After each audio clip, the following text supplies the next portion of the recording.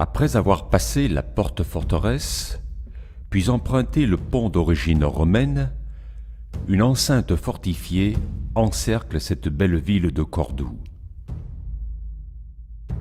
À l'intérieur de ces murs s'impose la grande mosquée de Cordoue.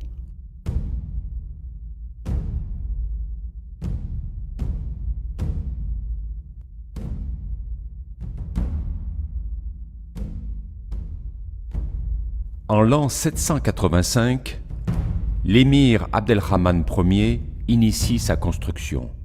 Ce sera le monument majeur de l'architecture islamique, témoin de la présence musulmane en Espagne du 8e au 15e siècle.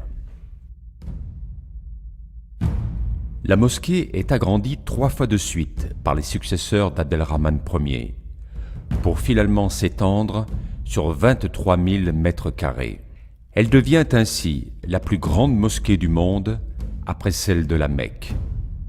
Les musulmans ne pouvant se rendre à la Mecque peuvent accomplir leur pèlerinage à la mosquée de Cordoue.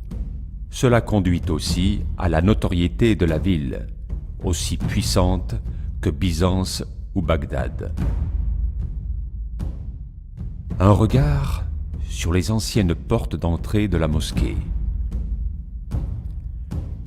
Une des portes franchies, on se retrouve dans la cour des orangers, agrémentée de palmiers et de cyprès, et des bassins d'eau, comme celui-ci pour les ablutions.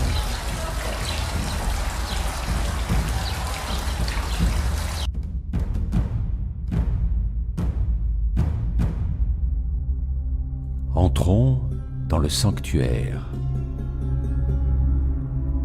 La singularité de la mosquée de Cordoue est la profusion de ses arcs outrepassés. On découvre ici plus de 19 nefs et plus de 850 colonnes supportant ces arcs outrepassés de couleur rouge et blanche.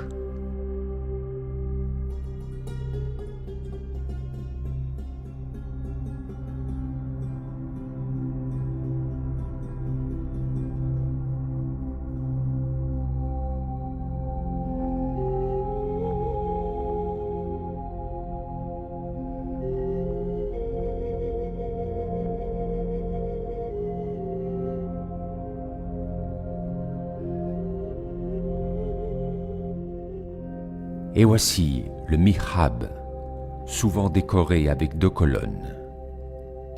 C'est une niche qui indique la direction de la Mecque vers où se tournent les musulmans pendant la prière.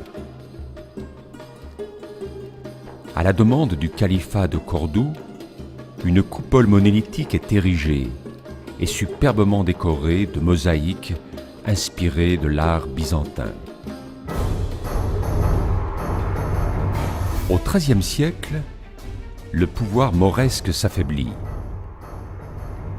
Conjugué avec la reconquête des royaumes musulmans par les souverains chrétiens, la ville de Cordoue revient à Ferdinand III de Castille.